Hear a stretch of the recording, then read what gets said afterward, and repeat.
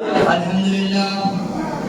لله وكفى وسلام على عباده الذين اصطفى أما بعد فأعوذ بالله من الشيطان الرجيم بسم الله الرحمن الرحيم يا أيها النبي قل لأزواجك وبناتك ونساء المؤمنين يدنين عليهن من جلابيبهن بے پردہ جو نظر آئی کل چند بیویاں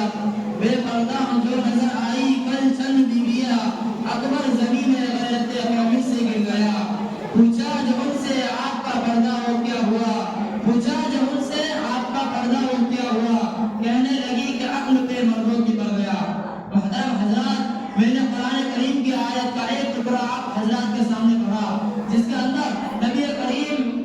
نبی اکرم صلی اللہ علیہ وسلم کو اس بات کی ہدایت دی گئی ہے کہ اے نبی اپنی بیویوں اور اپنی بیٹیوں اور تمام مسلمانوں کے عورتوں کو اس بات کا حکم دیجیے کہ اپنے اوپر تھوڑی سی چادر لٹکا ہے یعنی کلام اللہ شریف کی اس آیت میں پردہ کا حکم نازل ہوا ہے قرآن پاک کی اس آیت میں پردہ کا حکم نازل ہوا ہے قرآن پاک کا ایک دوسری آیت کا ٹکڑا ہے وَلْيَضْرِبْنَ بِخُمُرِهِنَّ عَلَى جُيُوبِهِنَّ کہ عورتیں اپنے اوڑھنیوں پر سینوں تک ڈال لیا کریں اس آیت سے بھی پردہ کی جانب اشارہ ہے مگر دوستو جب مذہب اسلام کے روشن ستاروں نے کفر و جہالت کے بادل